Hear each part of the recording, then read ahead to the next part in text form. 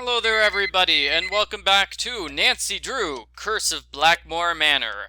In this video, I will go through chapter number 10. What are we doing right now, Nancy? We are going to see Nigel! Nigel! Yes, we're going to see Nigel. Nigel is in the library, so we are going to the library, and we are going to talk to Nigel.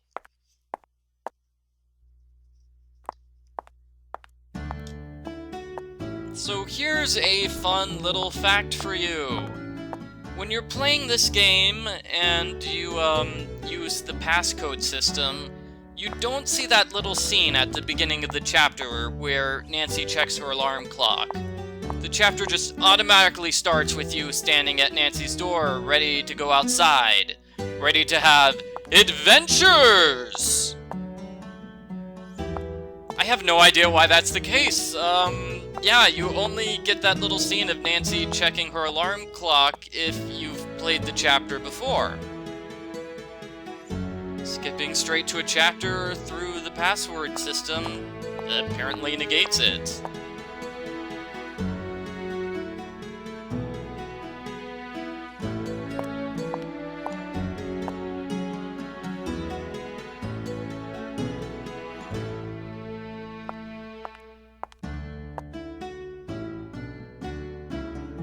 Do you know what the symbol of a snake eating its tail signifies? The Ouroboros?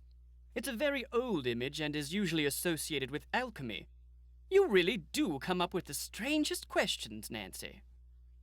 I'll let you get back to your work. Farewell. That's it for Nigel. Short conversation.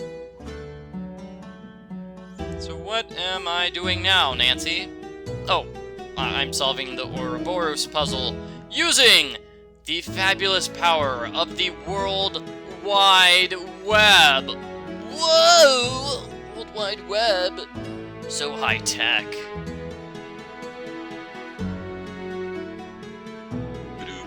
So we get to figure out what alchemy, what some various alchemy symbols are, and what some recipes are.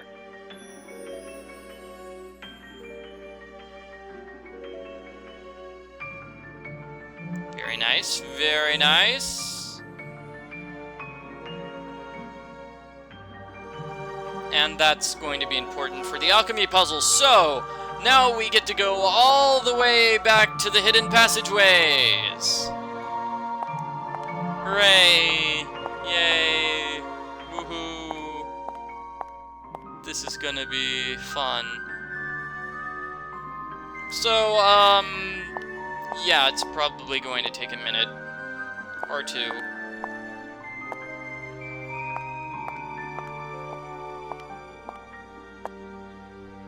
In the meantime, how about that Nigel guy? He's clearly working on the library. So here's my question. I just thought of a good question. Nancy has internet access, right? Why couldn't she just look up the snake eating its tail on the internet? Did she really have to go all the way to Nigel? You think she could have looked it up on the internet? Just saying.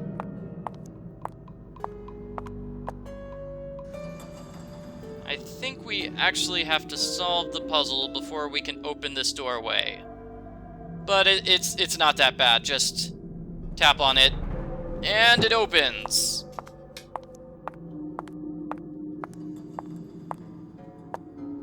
Once you solve the puzzle one time, you don't have to solve it again. There's that creepy thing.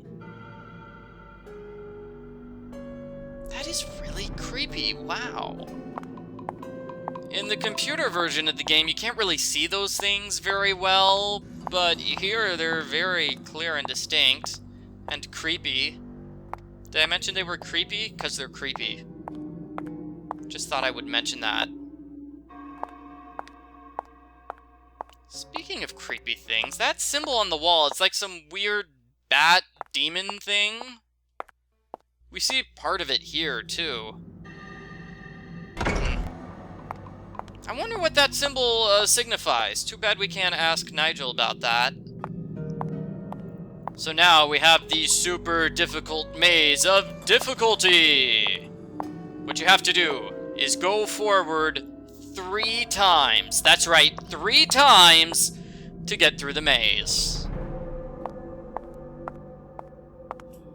Whew! Whew, made it through the maze. A-okay. That was great. So now for this puzzle, we are trying to make this thing. No, we're trying to make the thing on the right. The like VF, the triangle symbol. It's in the bottom right-hand corner, that symbol. So in order to make that, we are going to have to use these ingredients.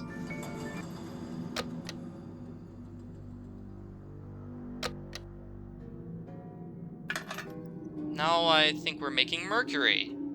Okay, so to make Mercury, we need Mercury and Mercury. Wait a minute, that's not how it works. Oh well, in the computer version of the game, you have to make 5 different things. Here, you only have to make 3. Which one did I do? We need the top 2 on the left-hand column for the final one. And if you make a mistake on this puzzle, you have to start over again from the beginning.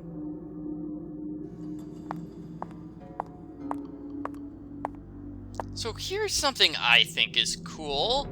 We can actually see the floor. The floor of this area is a giant puzzle, which is neat because we're actually going to solve the puzzle. Yeah, it's a puzzle with this guy, and you can kind of see the stuff on the ceiling that moves him around the floor. Before that, let's actually look at this. We've got things to look at. We've got clues from various Penvillains.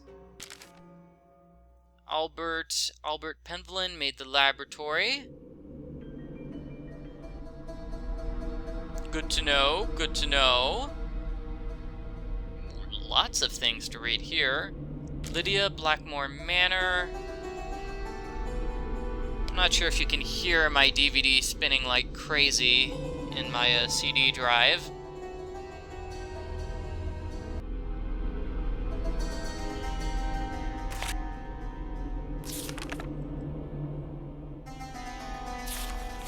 This is a little hard to read, but these are notes from all of the Penvillains basically describing the puzzles that each of them set up. Every Penvillain came up with a puzzle.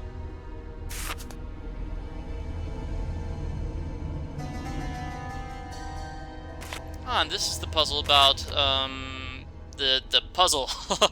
The Alias Puzzle. My dear initiate.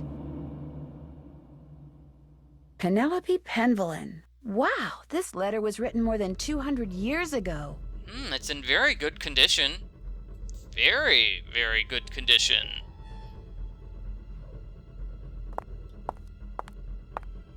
So yeah, I mean, you can see the floor here, and that's not visible in the computer version of the game. And you can see the thing on the ceiling there, which is not visible in the computer version of the game. It's new, it's different, it's exciting! And check this out. This is a picture which was in the Mutus Liber, which is how you know, hey, this is supposed to be the forge. I'll take a look at the forge later, probably at the very end of the game when we use the forge. That's when I'll take a look at it. Or things on the ceiling over there.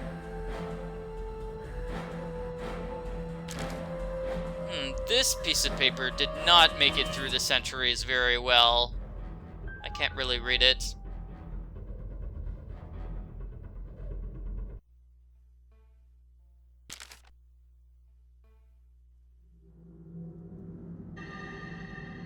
And this is the clue for the Mercury puzzle. So that's how you unlock the key. Looks like you need to press the 2 large fingers on the hand. And Charles had a journal. Looks like a lot of it did not make it through the centuries. Hereby decree that an initiate may be male or female.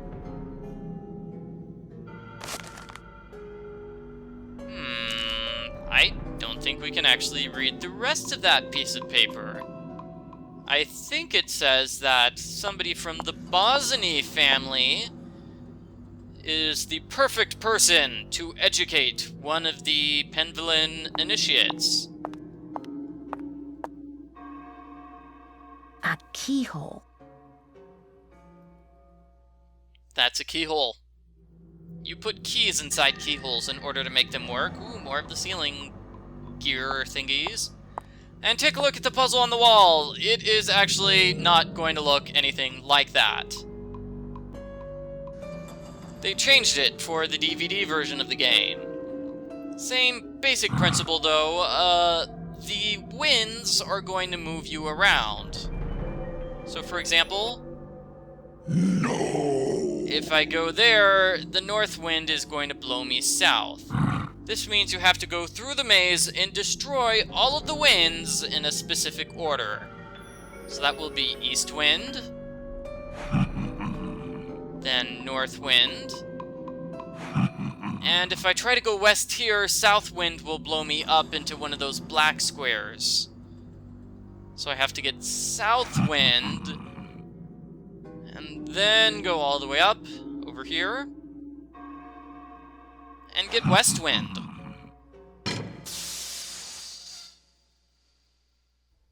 It sounds like air is going to the forge. A very good puzzle. I approve. I definitely approve of that variation of the puzzle.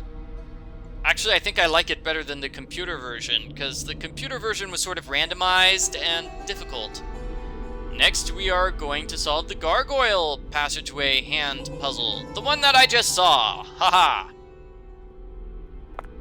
And you can actually forget about the clue that I pointed out, because that clue is going to become pretty much irrelevant. The clue that you need to press the two large fingers on the hands. You'll see what the solution is like here. They changed the solution for the DVD version.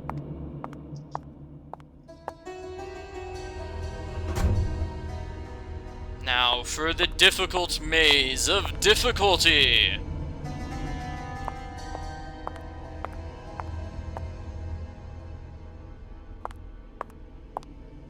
I like how Nancy just swerves around the thing in the center of the room. That's a nice little touch.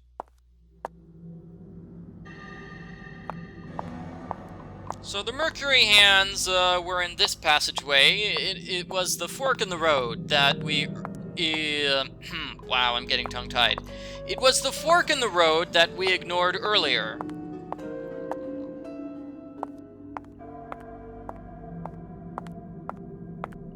Only now, I'm not going to ignore it.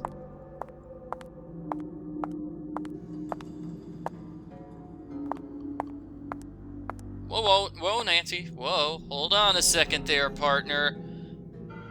We're going down this fork. I don't understand what this door is. It looks like a coffin, actually. It's kind of a creepy door. I can see into the library. Pretty cool, pretty cool. We can see into the library.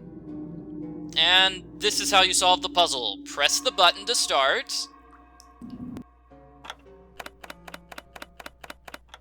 Oh? The statue.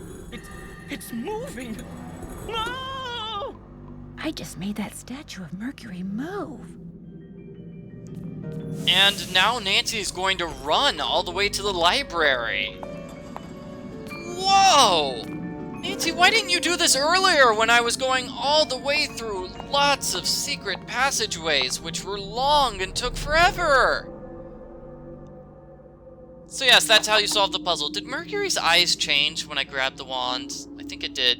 Well, that's how you solve the puzzle, everybody. You press the button, and that's it.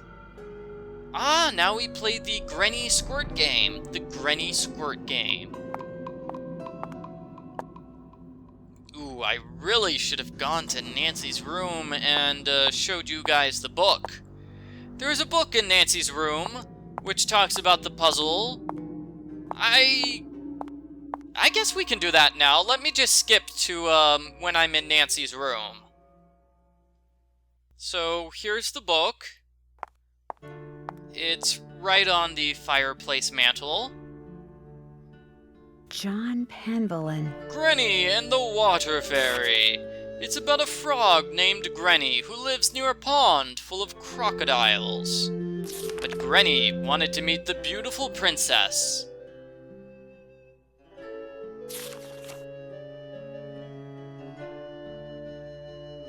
So let me see. The crocodiles hide in the middle of the pond, and they hide near trees, and they also hide near boats. So Granny needs to jump across the pond and avoid those areas in order to reach the princess.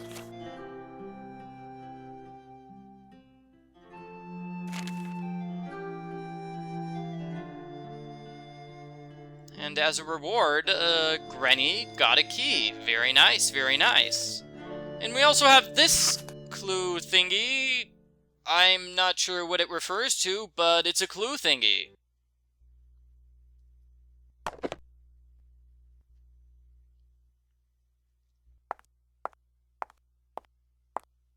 So here is the puzzle which goes along with those clues. We filled the well in the previous video, which means we have all sorts of water and we can actually use the squirt hose. It's a game based on that children's book John Penvellin wrote. Okay, so we need to avoid the trees and we need to avoid the middle. So I guess I go up, and then I go left, and I want to avoid this tree. Or not. Oh wow, that was simple.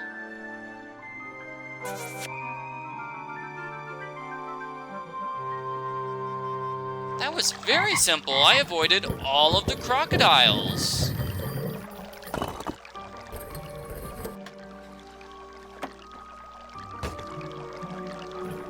And fantastic, I got a reward from the frog. What now, Nancy? No, seriously, Nancy, what now? Nancy has nothing on her task list. I don't know what I'm going to do now. Oh no. Oh no. No, no, no, no, no. Maybe we can talk to Mrs. Drake? Yeah, let's talk to Mrs. Drake. I'm sure she has something interesting to say. Oh dear, she's not here. Okay, never mind. We are not going to talk to Mrs. Drake. Well, maybe when we leave the conservatory, Nancy will know what it is she has to do. Yeah, Nancy just needs a little bit of time to think over what just happened.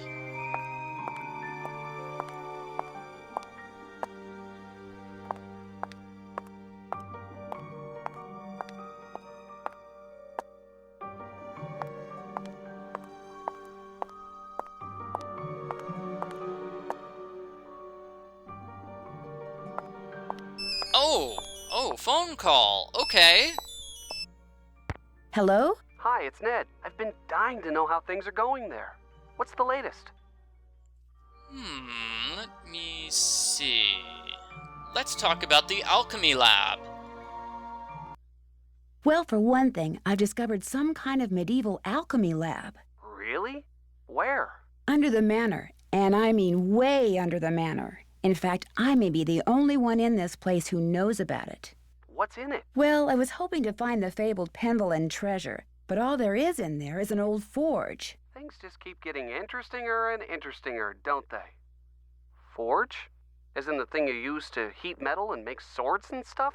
Right. So what are you going to do now? Figure out what the deal is with that forge, I guess. Apparently, each of Jane's ancestors had different coats of arms. Really? That's odd. You'd think there would be just one coat of arms for the whole family. Believe me, the Penvellin family is nothing if not odd.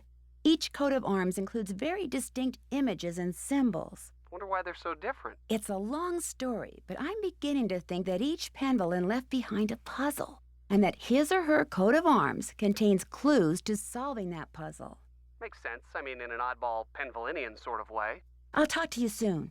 Just be careful over there. Oh, Ned. He's so funny. An oddball Penvillian sort of way. And, yeah, you know, Nancy says, hey, these are things for clues. These are clues for a very big, important puzzle. She's right, but we're not actually going to solve that puzzle here in the DVD version. So, thank you very much for watching, everybody. That is the end of the chapter, and this is the passcode for chapter number 11.